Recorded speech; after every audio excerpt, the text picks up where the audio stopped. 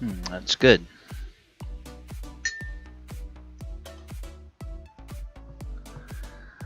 How's everybody doing on this Monday evening?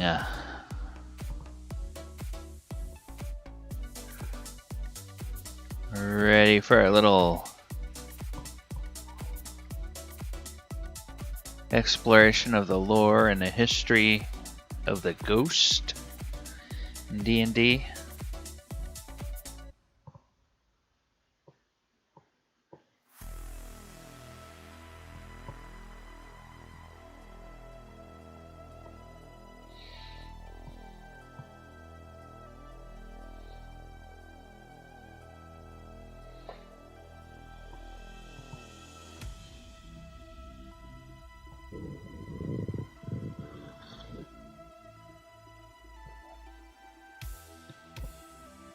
Hello, viewers. How are you doing this evening?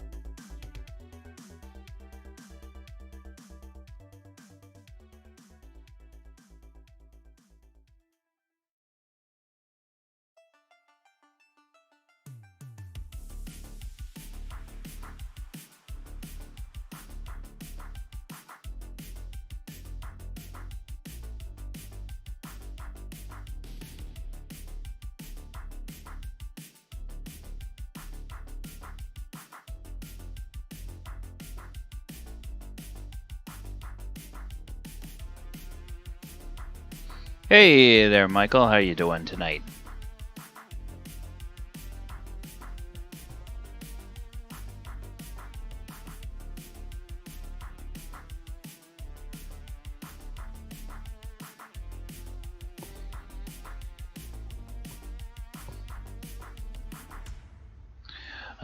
Getting ready for work. Yep.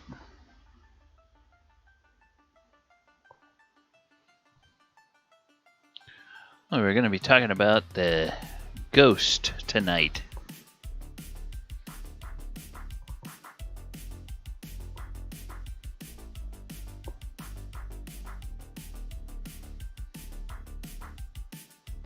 It's one of the monsters that's been around forever, but I think kind of gets underused. There's a lot of cool things you can do with it.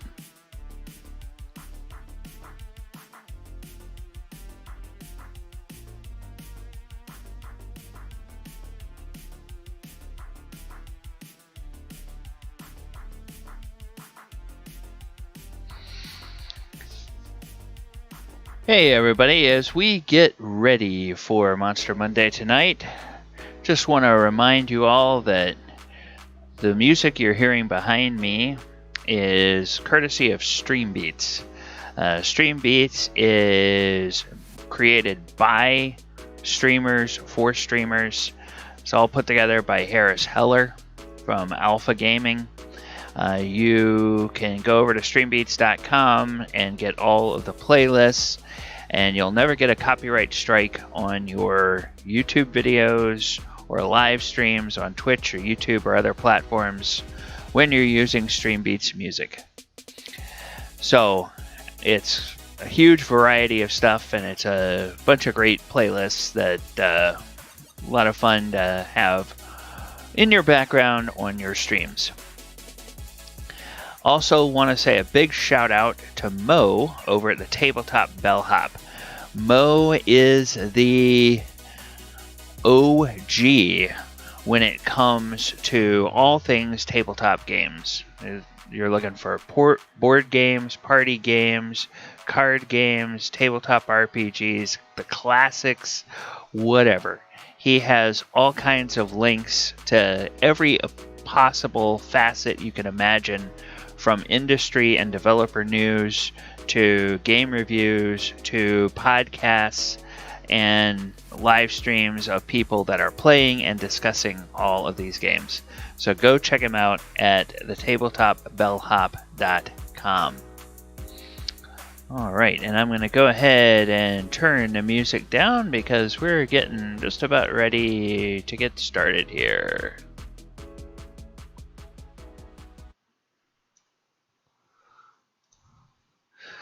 All right, Michael, did I see D&D Dark Alliance comes out on June 22nd? I've been seeing stuff about that, but I hadn't seen a date for it yet. So I'll have to check more into that. It looks kind of interesting.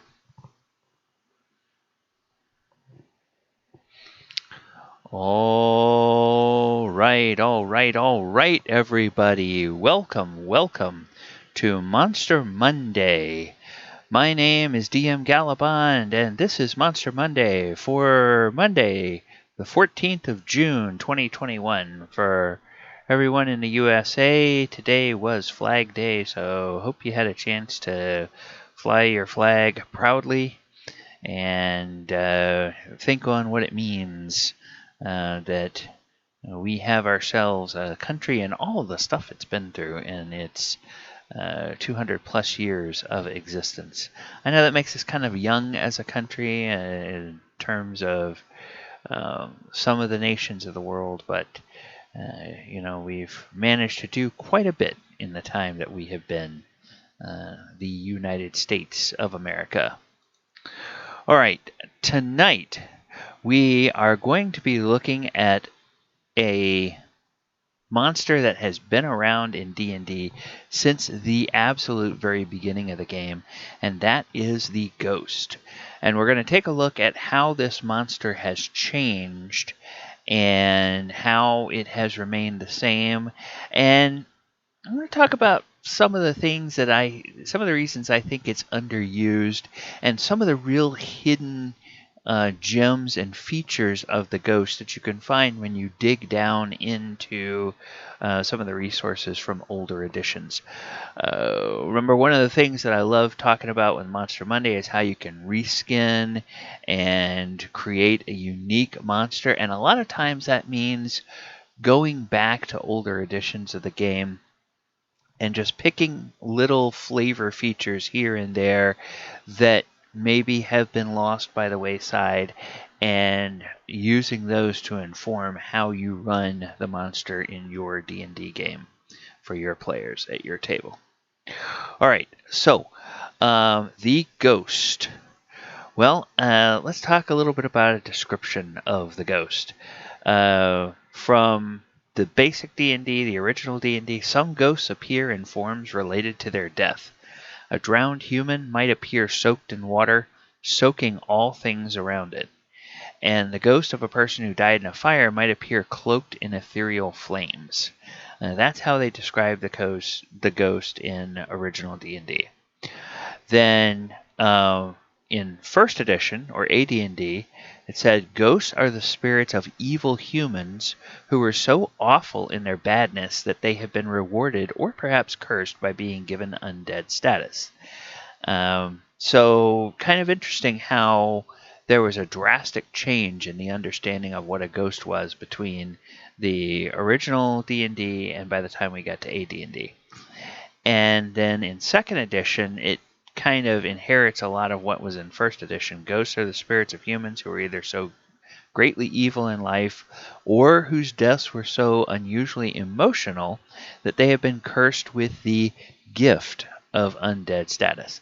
And this image here comes out of the 2nd edition Monster Manual. So we just have, basically it looks like a person. And most of the time you find ghosts are of humanoids.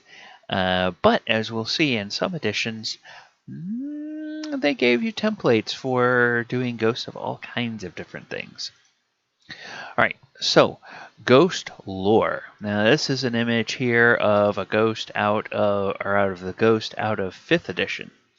And you can see here we have someone who looks like she met a violent demise, with the fact that her neck doesn't seem to be quite all connected there.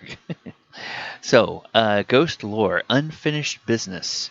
A ghost yearns to complete some unresolved task from its life. It might seek to avenge its own death, fulfill an oath, or relay a message to a loved one.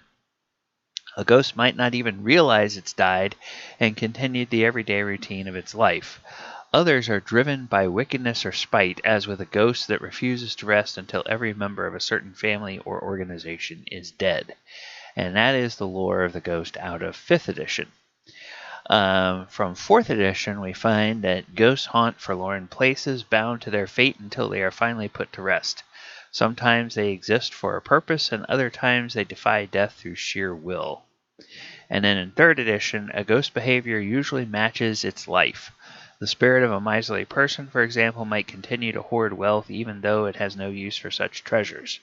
Similarly, a ghost is tied to the place where it died. If the aforementioned miser had died in a robbery, the ghost might remain in the counting house, tormenting the new owner and all who do business there. This is not a hard and fast rule, though. Many ghosts wander freely. So, the lore, as you look in the lore, that always kind of gives you a little bit of an idea. Okay, some plants some seeds for ideas how you could use the ghost or how you could run a ghost as a DM. Alright, now this is an image of what is called the ghostly visage. It is a type of monster we will look at in 3rd edition, and this comes from the 3rd edition version of the Fiend Folio. So the creature type for ghosts is quite obviously undead, and in some editions where they put tags on types or subtypes, you will see that the ghost is one of the incorporeal undead. But undead in general are once living creatures brought to a horrifying state of undeath through the practice of necromantic magic or some unholy curse. Undead include walking corpses such as vampires and zombies, as well as bodiless spirits such as ghosts and specters. And so we will be looking at all of those. Okay. Now, ghosts, like I said, they come from, they start back in original D&D, come all the way up through 5e, and as you'll notice, we have quite a few sources here. So we're going to be dipping in and out of a lot of different books as we go through the history of the ghost tonight. All right, the first thing I wanted to show you from original D&D and the Rules Cyclopedia is that when you look up a ghost, the entry is a form of undead. See haunt. And so, the ghost doesn't even get its own entry. You have to go to the entry for what is called a haunt, which the haunts are the spirit undead, if you will, from the original edition of the game. Now, if you recall, back in the old editions of the game, the armor class went backwards, so the lower the armor class, the harder it was to hit. And you'll notice that the ghost here has an armor class of -2. It also is a 14 hit die monster, which that roughly correlates in the original edition of the game. That roughly correlates to what we would think of as a CR 12 to 14 monster today. So ghosts were a lot more powerful and occupied a space a lot deeper in a campaign if they were going to be an enemy for the party than they do today. And it has 2 attacks, 1 touch, and 1 gaze. The damage is to either cause paralysis or to age the victim by 10 to 40 years. So if you fail a saving throw, the DM rolls a 1d4 and says, okay, how old was your character? Oh, it was? Well, I just rolled a 3, so you're now 30 years older. And now for some races like elves and whatnot, difference of 30 years, that doesn't mean a whole lot. But if you're playing a human, there are, believe it or not, in the editions of D&D, there's always a table somewhere in the DM's guide that talks about the effects of aging on a character. And as you get to different age categories, it actually starts playing with your stats. As you get older, you tend to gain wisdom, lose strength, stuff like that. And when you get magically aged, you wind up taking all of the negatives and you don't get any of the positives, because the gain in experience is supposed to be from, or the gain in wisdom is supposed to be from the experience you've gained through living. Well, if you instantly get aged, sorry, you don't get that. And they do not walk so much as they fly. So now here is an image of the ghost from the original D&D. Now the oldest editions of the game don't have pictures of a lot of monsters, but they did give us a picture of this ghostly woman who is, the adventurer is like, whoa, what's going on here? And of all the more powerful undead, only a ghost may be of any alignment. Now, most ghosts or most undead are evil, but because of the special nature of how ghosts are made from basically a traumatic death, they can be of any alignment, and they would follow the alignment of what the person had in life. So there's also something that has come down to us in a slightly different manner, an ability that they talk about here that says the ability to use a magic jar effect on one victim per turn. If successful, one item carried by the ghost will glow, powered by the life force of its victim. And then the ghost force possesses the body of the victim and causes it to attack others. And so this is a form of possession by the ghost. Now, you still have possession by ghosts in 5th edition, but it doesn't always mean that the ghost is going to turn around and start attacking the party. And this is one of the things that I think a lot of people overlook, and one of the cool things I think you can use ghosts for, and we'll talk about that later when we get into putting ghosts in your campaign. Okay, and it talks about the 3 different alignments, because this old edition of D&D was so poor. They only had 3 alignments. They had lawful, neutral, and chaotic. They didn't have an axis of good and evil in their alignments. So a lawful ghost appears as transparent human, usually carrying a lantern or candle. And if it's attacked, it'll respond with the same attacks as any other ghost. But if approached with caution, it can gesture and lead the party to some location or some information or some treasure even. Neutral ghost is a human whose soul become trapped, unable to rest, either because the body remains unburied or the being was greatly betrayed, harmed.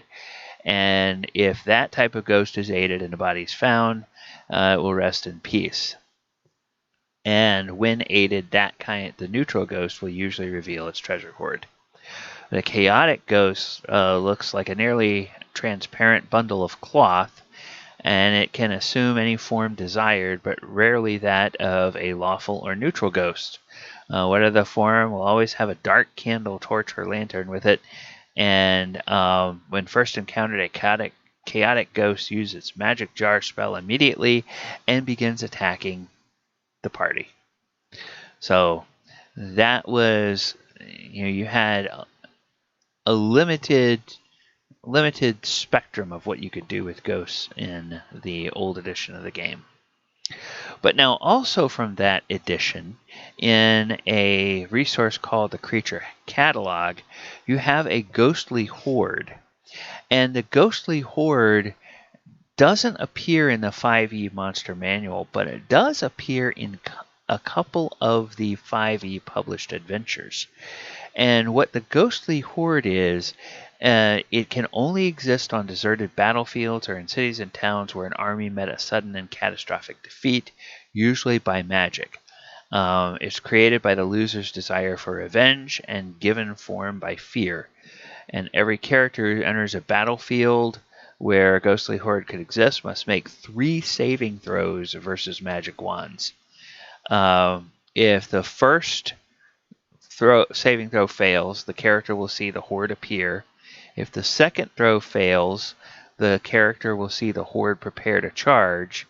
And if the third saving throw is a failure, the character has succumbed to fear and the horde attacks him or her. So if the first saving throw succeeds, the character doesn't see the horde, and if the second or third one succeeds, the horde fades away entirely. And it's an illusion that is given creation by the character's panicked mind. It takes the form of the soldiers who lost the battle, but now I included it tonight because this is one of the ways you can kind of play with having ghosts in your campaign.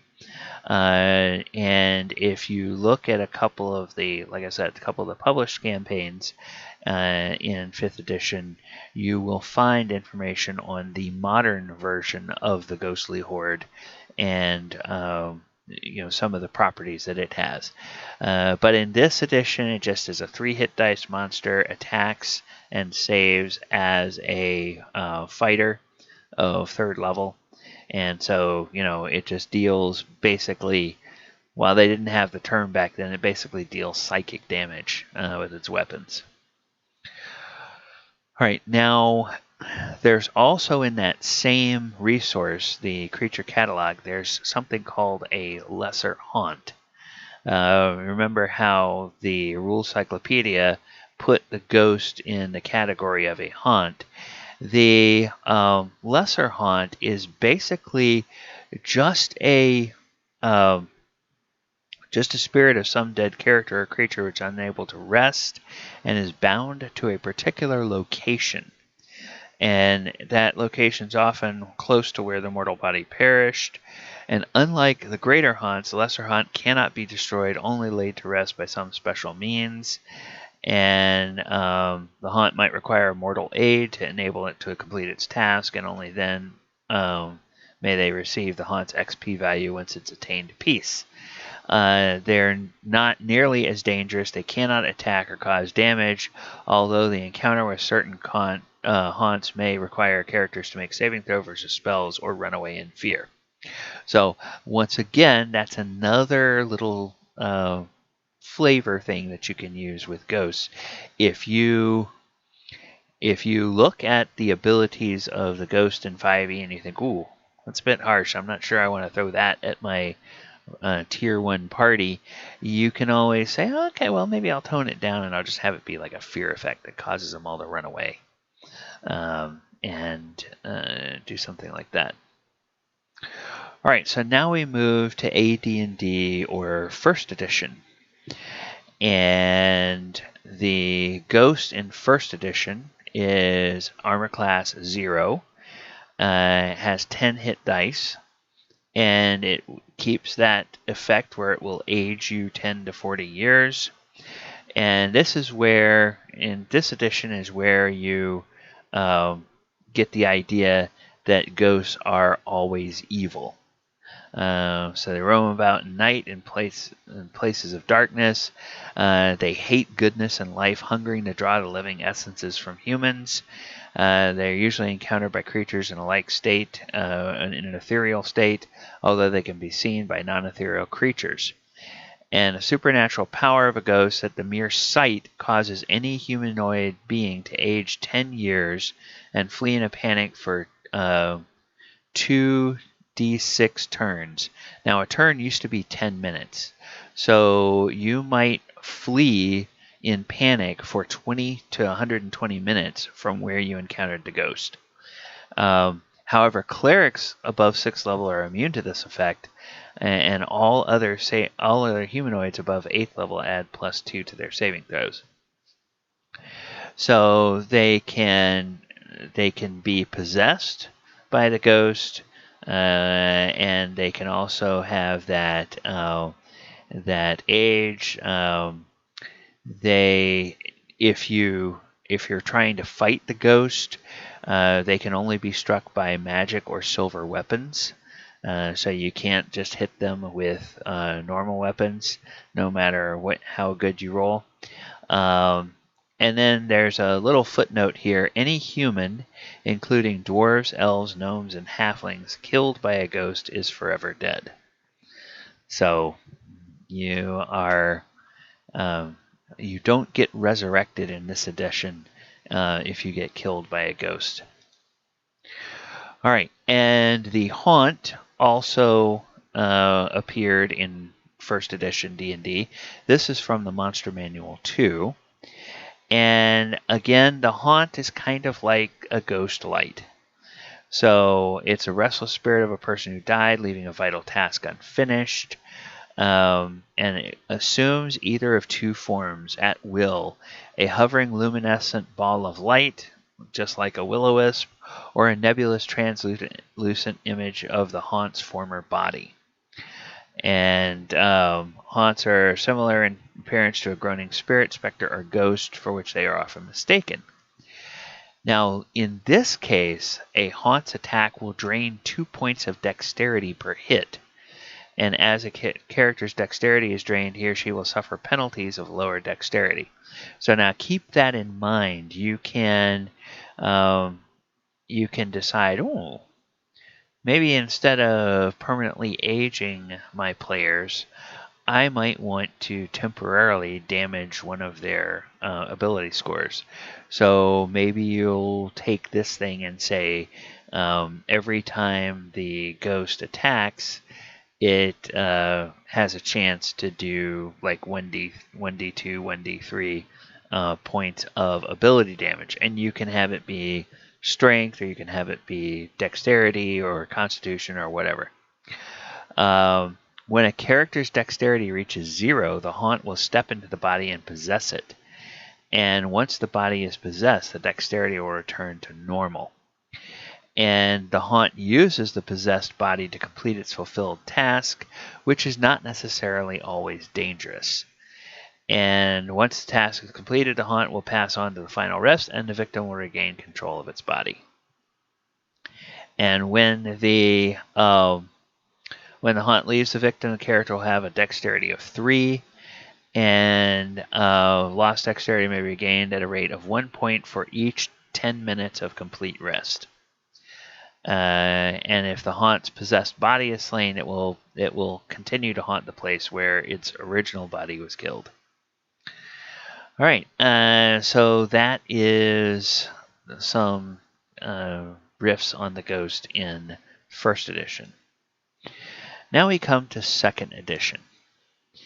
And in 2nd edition, we see that it's still a 10-hit die monster, so it's still pretty powerful. It's lawful evil, so it's an evil creature, an evil undead. And it talks about here how ghosts are usually confined to a specific area where there was some sort of trauma, usually surrounding their death. And sometimes they will wait around for they'll have it an area near its body waiting for a passerby to bury the remains if they were denied burial once they had died. And in many cases, a ghost can be overcome by those who might not be a match for it simply by setting right whatever events led to the attainment of the ghost's undead status. So, for example, a young woman who was betrayed and murdered by someone who pretended to love her might be freed from her curse if the cad were humiliated and ruined. In many cases, however, a ghost's revenge will be far more demanding, often ending in the death of the offender. So, and a dreadful fear caused by the ghost which ages a victim 10 years is not well understood by the common man, who often ascribes it to the fact that the ghost is dead. If this were the case, then certainly skeletons and zombies would have the same effect, which they do not. Common folklore further confuses this fact by relating details of the ghost's physical form. A classic example of the headless horseman, thought by many to be particularly frightening simply because he had no head. Under this belief, one could face a ghost only if one had the courage to stand up to him. Such a mistaken impression has cost many lives over the years. Actually, the fear is caused by the supernatural power of the ghost and has nothing whatsoever to do with courage. So, all these little tidbits that you get in the different editions, they're kind of interesting. Now, also in the Monstrous Manual, they gave us the Haunt. So this, again, is very similar to the first edition Haunt. So it's that one that will try to possess the body and complete a task. But I don't know. I think the artwork got kind of mixed up because that looks a lot more like a zombie to me than a Haunt. But, oh well. That is what it's supposed to be. Okay, now, 3rd edition is where we get some really, really, really interesting information on ghosts. Not just from the Monster Manual, but from several other sources as well. Okay, ghosts are the spectral remains of intelligent beings who, for one reason or another, cannot rest. Some of them go about their business with little or no interest in the living. Others are malevolent, who loathe all life and seek to destroy it whenever possible. And there's a sample ghost that it gives you. This creature appears to be a human soldier or guardsman outfitted with a heavy armor and shield. The image is hazy and translucent, suggesting something is not natural. And then this example of a ghost uses a 5th level human fighter as the base creature. And so what the ghost becomes in 3rd edition is ghost becomes kind of a template. And you basically build the ghost based on whatever creature it's going to be a ghost of. And that's one of the things that makes the ghost in 3rd edition really cool, and where you can go and mine a lot of special features of the ghost, as we will see when we look at some of the other resources in this edition of the game. Ghost is an acquired template, can be added to any aberration, animal, dragon, giant, humanoid, magical beast, monstrous humanoid, or plant. The creature, referred to hereafter as a base creature, must have a charisma score of at least 6. And it uses all the base creature stats and special abilities except as noted here. So you change the type to undead. The hit dice become d12s. Ghost have a fly speed of 30 feet. And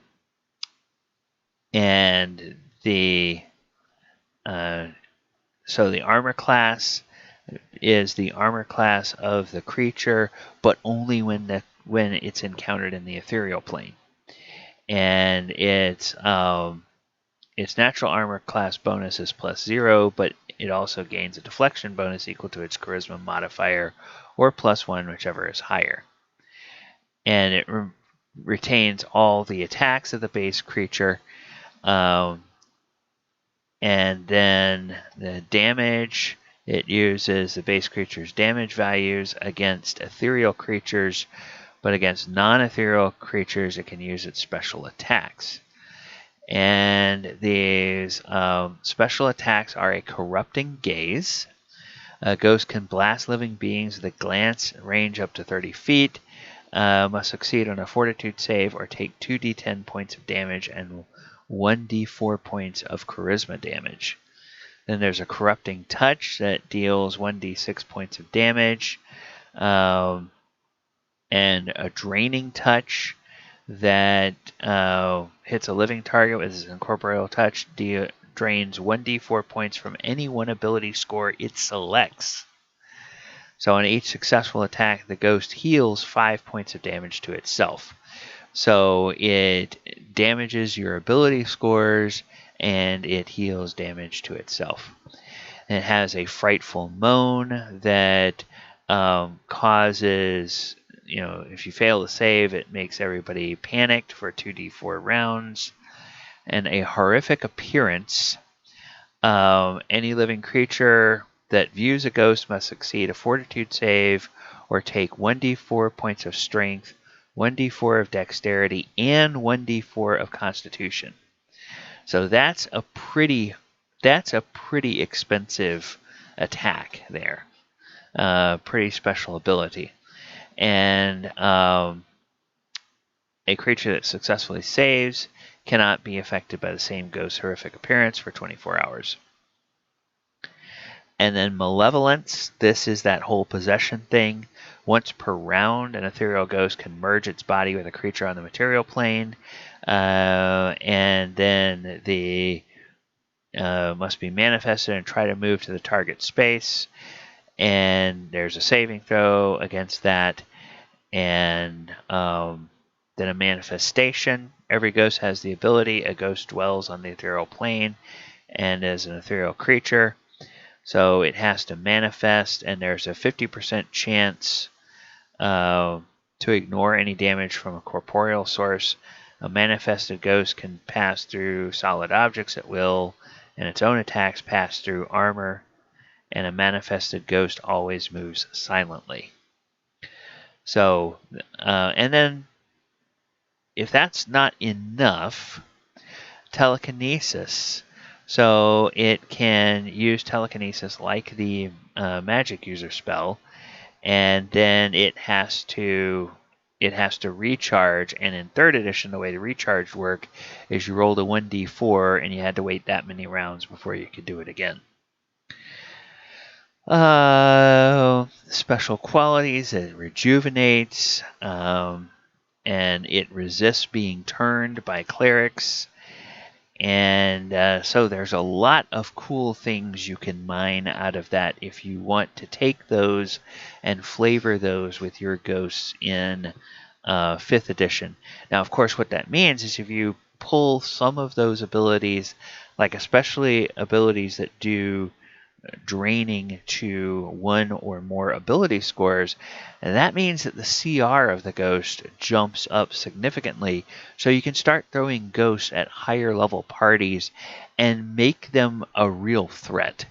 As soon as something touches them and you realize, oh crap, I just had 3 of my ability scores drop by 2 points, the party is going to be, all right, let's deal with this thing now and try to stay away from it, because they're not going to want that to be attacking them very often. Right now, in the Monster Compendium, Monsters of Faerun, also from 3rd edition, we get a number of different common ghosts of the realm, and I'm gonna kind of name these and give you a thumbnail. I'm not going to go through a whole lot of the description of them because there's a lot of them. How would you like to talk about a Doom Sphere? A Doom Sphere is the ghost of a beholder. So just let that sink in for a little bit. What do you think the eye rays of a ghostly beholder would do? It can do withering, chill ray, hold monster, enervation, animate dead. Bone Shatter, Flesh Seer Unholy Blight. Then you have a Ghost Dragon. And the Ghost Dragon is created when an ancient dragon is slain and its hoard is looted. And they can only be laid to rest by returning its lost treasure or the equivalent value to the creature's lair. And they get the horrific appearance, energy drain, and withering attacks. And it also has a special breath weapon, a cone-shaped cloud of gray mist that ages creatures caught in it by percentile dice years. So you roll percentile dice, and if you get really unlucky and you get a 99, that breath weapon will age you by 99 years. And it can use this attack 3 times before it must desist for 12 rounds to renew it or to recharge the breath weapon. Then there's a Spectral Harpist. Ghosts are spirits of master harpers who died while engaged in harper service. Now, what they're talking about harpers is they're talking about what we know now in 5th edition as the faction of the harpers. They don't mean the people who play in a symphony, play the instrument in a symphony. That would be kind of weird. There's a Watch Ghost. Their unsleeping guardians are created by powerful necromantic spells to serve as guardians. They have a special attack of a Chill Ray, and they get spell resistance, immunity to cold, and immunity to magical radiance. And then there's a Zentarum spirit. Once again, Zentarum, it's another faction just like the Harpers, and they're the essences of Zentarum wizards who met with a horrible death at the hands of their enemies or treacherous comrades. And they seek vengeance. They possess special attacks of hit point drain. Alright, so now those are a bunch of really cool templates and really cool abilities that you could come and pull out and give to a ghost if you wanted to make like a more powerful version of a ghost in your game. Something that's has a little more kick than a CR4 monster would. Then in the Fiend Folio from 3rd edition, we have a Ghostly Visage. It's that one that we looked at before. It has 6 hit points, an AC of 17, fly speed of 10 feet, and it it's a minor undead spirit similar to a ghost. Inhabits corporeal bodies. Its name comes from its ability to manifest a transparent face on its host's body. And it looks a little more than a puff of smoke, about a foot in diameter, when it's not attached to a host. And only by looking carefully can you discern its eyes, which appear simply as dark spots within the smoke. When attached to a host, Visage normally lurks inside the host's body, but it can manifest a face on the host's body, including covering the host's own face. And this face has a horrible appearance, contorted in the agony of undeath. And they have a gaze of terror. So it paralyzes somebody with fear if they fail a saving throw. Once around, they can merge their body with a corporeal creature, and at will they can manifest that face. And they get the incorporeal subtype, so they can only be harmed by +1 or better magic weapons, spells, spell-like abilities, or supernatural abilities. Mind shielding. A Ghostly Visage protects the host from mind-affecting spells and effects. So now that's kind of a weird side effect of this. So if you are that kind of DM, you might even say that there are, maybe there's an evil organization that your party is fighting against, and some of their people, some of their agents have these Ghostly Visages attached to them, and the mechanical effects of that are that they get, like additional resistance to spells or to spell attacks, and they can incite fear if the PCs fail saving throws. So that might be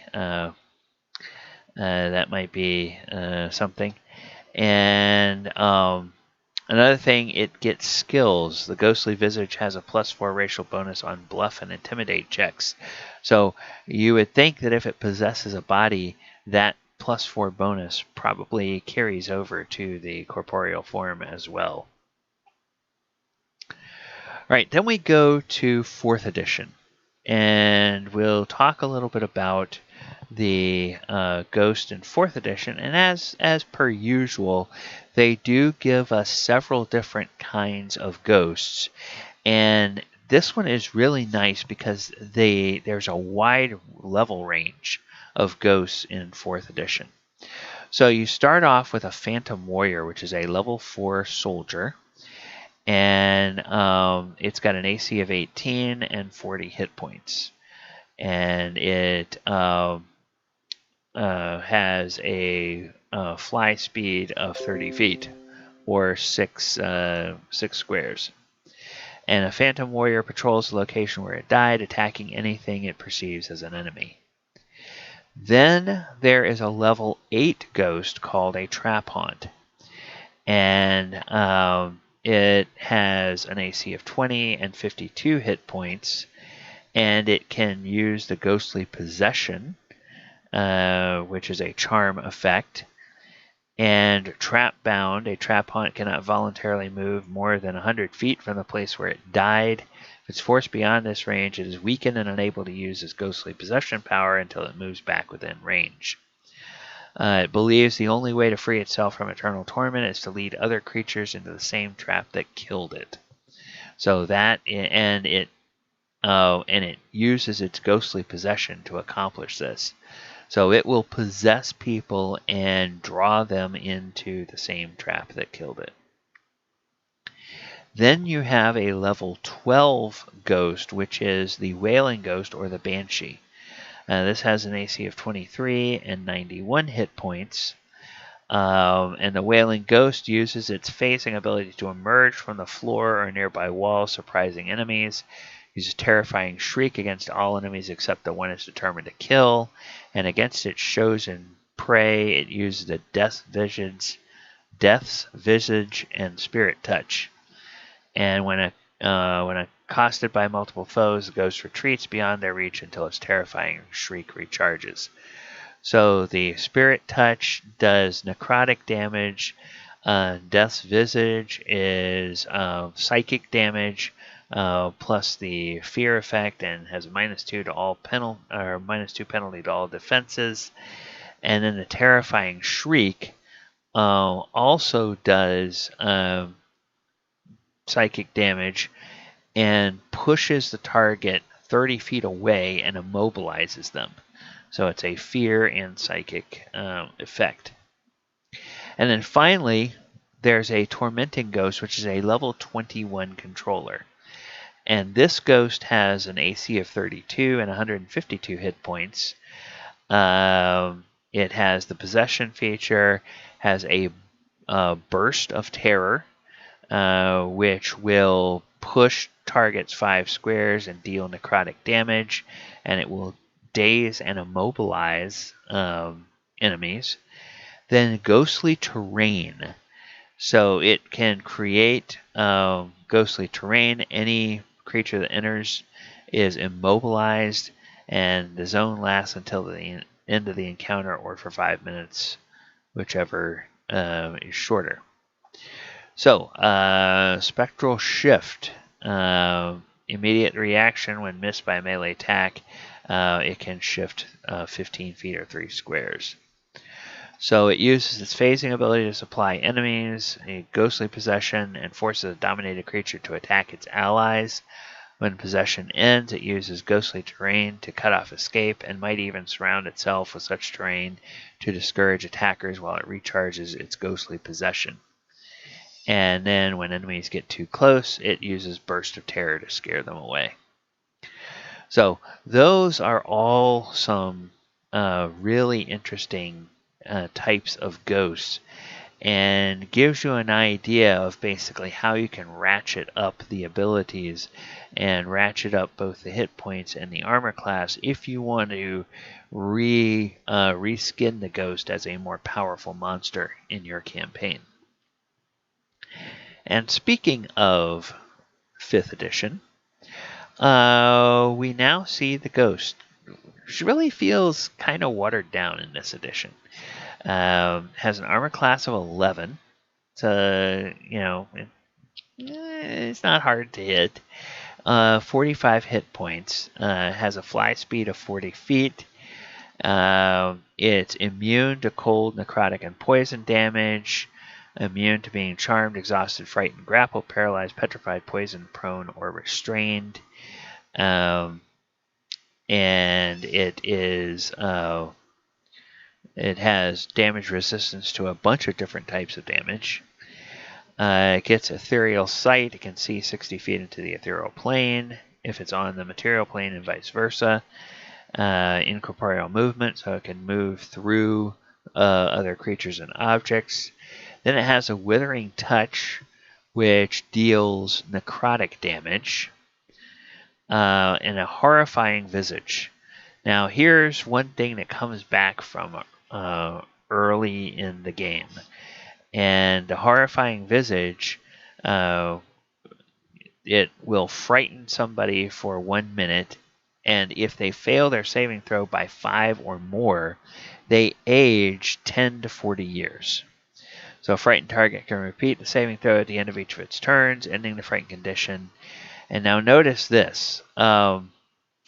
The aging effect can be reversed with a greater restoration spell, but only within 24 hours of it occurring. So if you get aged by a ghost and you can't find somebody who can cast the greater restoration on you within 24 hours, then you're kind of out of luck. And with this being a CR4 monster, that means it's really kind of appropriate to be throwing it at Tier 1 adventuring parties. So Tier 1 characters don't usually have access to greater restoration unless they are part of some organization that, is really, really, really likes them. They almost have to have a sponsor or a patron who is like a powerful cleric or something to be able to do that. And then, of course, it gets its possession. So, which basically, once it's possessed, the ghost or the character comes under the control of the DM.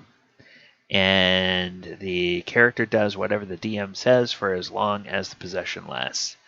And then once the possession ends, it goes back to the player. But if the ghost decides, okay, this guy's just going to go and start attacking the rest of the party, then that would be what happens. So it's not even like the Crown of Madness where you might be able to shake it off, or it has to continue concentrating.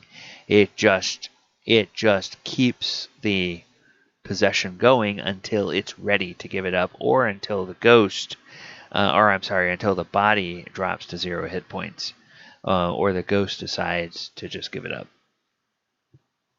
All right, so that is a bit about the mechanical features of the ghost throughout the editions. Now let's go back and take a look at using ghosts in encounters.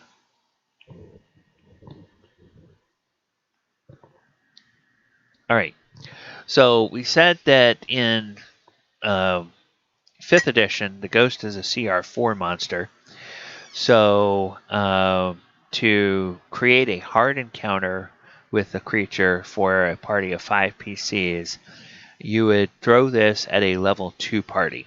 And I call it a hard encounter, but it's just barely beyond the deadly threshold. I think it's like 1200 XP.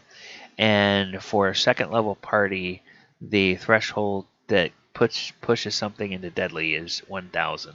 So it's like it's just barely a little bit more than what would be considered deadly, and I've found that unless you have just very new or very inexperienced players, most of the time they work pretty well together and pretty quickly figure out what each other's characters' abilities are, and they can kind of tag team a solo monster pretty easily, even at second or third level. Then for a level 3 party, it would be a medium creature, and this is where you would add that one dread warrior if you wanted to push it into a hard encounter. So maybe you're in a battlefield area and you have the ghost itself is like the ghost of a commander or a general, and then the dread warrior is one of the soldiers from its company. And then for a level 4 party, ghost by itself is easy, but you can add a ghast, which is another type of undead, to make it a hard encounter, if you wish. So now, if you're fighting against ghosts as players, there's not a good way of dealing with a ghost. Because of, unless you just have long-range magical weapons. So, ghosts have 2 terrifying abilities. One is that Withering Touch, which delivers a powerful jolt of necrotic damage. So you need to be aware of where the ghost is and avoid its touch. But at the same time, the other ability is the Horrifying Visage, which can affect every creature within 60 feet of the ghost that can see it. And if you make a badly failed wisdom save, you'll age by 10 to 40 years. So that might lead a party that encounters a ghost to want to close their eyes and take their chances with just, swiping at the air. Or perhaps just turn tail and run away as fast as they can to try to avoid that Horrifying Visage. So this is, especially since you would find these as a low-level party, this is a really tricky monster to try to fight against because of some of the abilities that it has. All right, so now if you're a DM and you want to use ghosts in your campaign as a DM, the ghost has abilities and lore that make them very dangerous and terrifying opponents for low-level parties, like we just talked about. There can also be great ways to give the party information in a creepy manner through the possession feature. And as we talked about, possession doesn't have to be used offensively against a party. It can possess a party member in order to relay some information about its unfinished task, which might relate to the party's current quest or task. And then Horrifying Visage feature can be great for parties that like to roleplay, especially if short-lived PC races like humans that may suffer the aging effect. Alternately, it can be a good lesson to players that your PCs can die in this game. Or they can have their adventuring years cut short by such horrible effects. So one of the things that some players complain about with 5th edition is it never feels like their characters are in any kind of mortal danger. It feels like 5th edition is kind of geared at helping PCs survive. I would say for the most part that's true, but there are definitely ways of killing a party, and not by throwing them up against a monster that they have no business fighting. You can throw some ghosts out there, if your players are getting too complacent and they're not paying attention to what they're doing and they're just kind of getting a little lazy, throw a ghost at them early on in their adventuring career, and I'll almost guarantee that that will get people much more on the ball and much more concerned about what the possible effects of meeting the next big ugly monster might be. Okay, so now how could you place a ghost in the campaign? I tend to think these are wonderful monsters for mid to upper tier 1 parties because their supernatural abilities can really cause challenges for the PCs. They don't always have to be adversaries. They can be messengers. Now, I guarantee I'm still working on and still recording my series for Lore Friday on the Candlekeep Mysteries, but I've just had a few weeks now where I've been really busy and I haven't had a chance to sit down and edit some of these so I can get them up on YouTube. But in one of those mysteries, in fact, for a rather low-level party, there is a ghost, and the ghost is the title character in the adventure called Sarah of Yellowcrest Manor. And that is a ghost that's bound to a book that starts the PCs on their quest.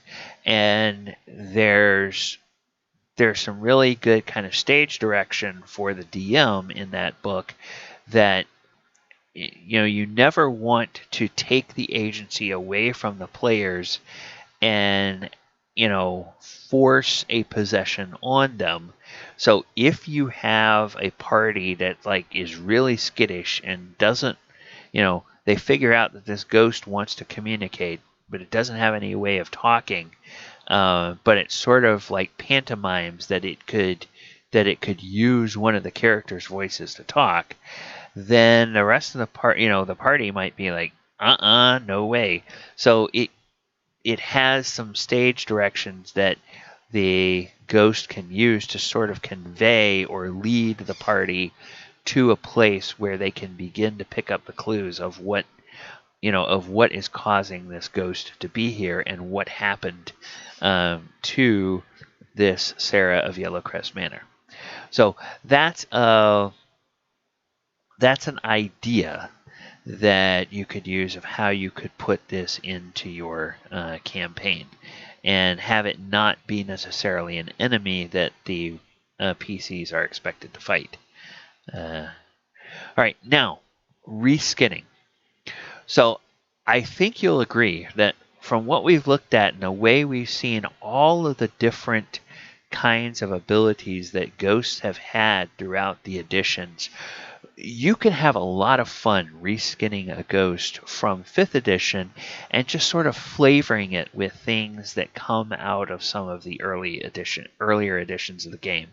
Now, you want to kind of tune it and maybe make it, since CR4 monster in 5e is a little bit less powerful than what the ghosts were in some of the older editions, you might want to sort of tone down or ratchet down the damage, or especially if you're going to pull some of those ability score effects from earlier editions, you may want to change those to like a 1d2 ability score effect. And I don't know if for a CR4 monster if I would have it affect more than one ability score with a single attack. And if it does, I might allow the character a saving throw for each ability score that's going to get impacted, because having something that attacks you and suddenly you lose strength, constitution, and dexterity all at the same time, that seems really, really overpowered for something that the characters are going to face in Tier 1. But if you are going to do that, that means you can always go and look at the different levels of ghosts, like from 4th edition, and say, all right, I am going to beef up this thing's armor class. I'm going to beef up its hit points. I'm going to make its attacks a little more powerful, and now I'm going to be able to throw this ghost at a tier 2 or a tier 3 party. And have it be something that's a lot more powerful than the average ghost, and that really can give the party fits. All right, so and if you're looking for how the power curve in 5th edition works, there are several incorporeal undead, including the Alep, the Banshee, the Ghost, the Eidolon, the Phantom Warrior, and the Indentured Spirit. And those range all the way from, I think, level or CR2 or CR3 on the low end, all the way up to like a CR12 on the high end. So if you look at those different monsters, you can see what their abilities are, and what their armor class and their hit points and how much damage they do when they do attacks, and that could be kind of a good guide for your ghost if you're going to ratchet it up, or even if you're going to go the other way and make it a little weaker than it normally is to throw at, let's say, a first level party. All right, so let me take a look at the chat and see what sort of questions we have. All right.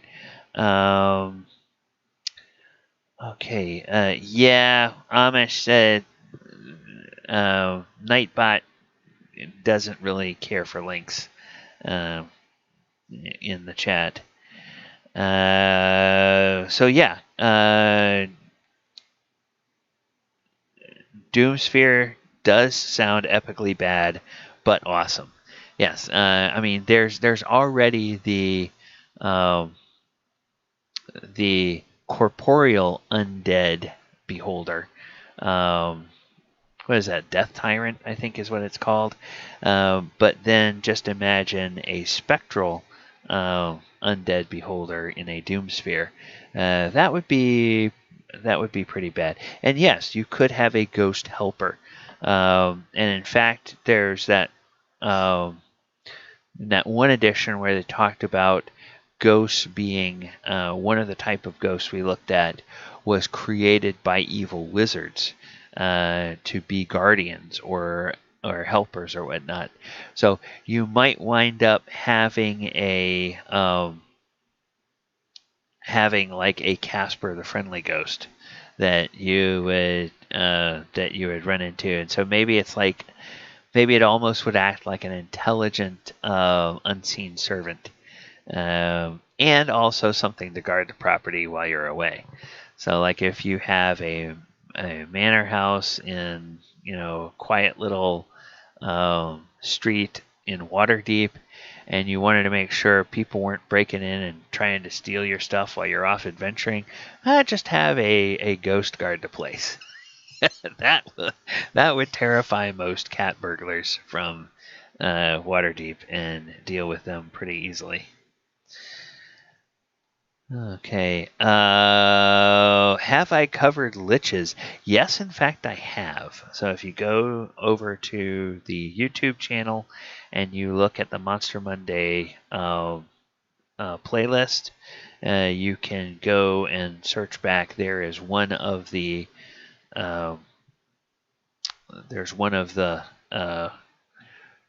episodes we did on liches, and we kind of touched on liches twice because when I did the Illithids or the Mind Flayers, there's actually a specific Mind Flayer lich that's a monster that appears in the history of D&D as well. So we touched on it there, but we also talked about it in the lich episode. So that does exist over there. All right, well, I'm going to go ahead and get into the wrap-up then. Thank you all for joining me this evening. I have been DM Gallibond. This has been Monster Monday on the Ghost. We are here 4 times a week streaming on.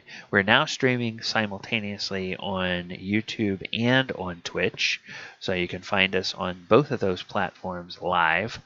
On Sunday afternoons, we do our 5th edition Planeswalking campaign, The Walker of Waterdeep. Programming note, we will not have an episode of that this Sunday because I have a conflict. Then on Thursday nights, we do the Sword Coast Chronicles, which is a 5th edition survey of the published campaigns, basically. And then on Saturday nights at 7:30 p.m., we do Saturday Night Greyhawk, which is a 2nd edition dungeon crawl campaign. Right now, as the name implies, they are adventuring in the world of Greyhawk, and they are starting by tackling the original Temple of Elemental Evil. And so we're going through and playing through that entire adventure, which is an adventure that takes you from level 1 to level 8. So that is going to be already proving to be a fun dungeon crawl. And 2nd edition has some weird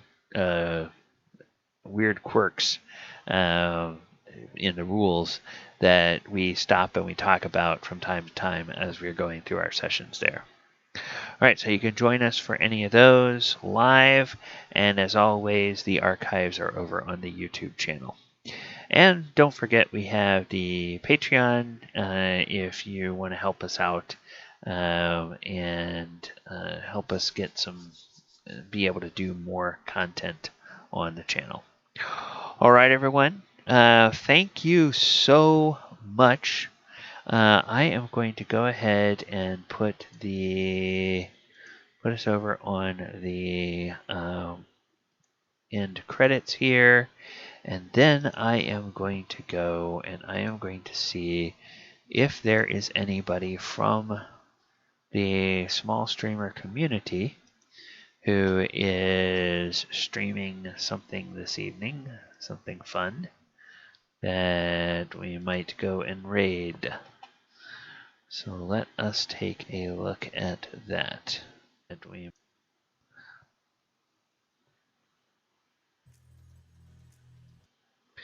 Alright, so we have Call of Duty. Oh, we actually have a D&D game going on. So let's go ahead and this is it looks like we're catching the end of a campaign here, but maybe they will be doing another campaign that we can follow. All right, so we're gonna go ahead and we're gonna raid DM at a game. So, whoops. All right, and all right, everyone. Hope you have a great week. We hope we'll see you for some of the other live streams. Take care and good night. Enjoy your raid.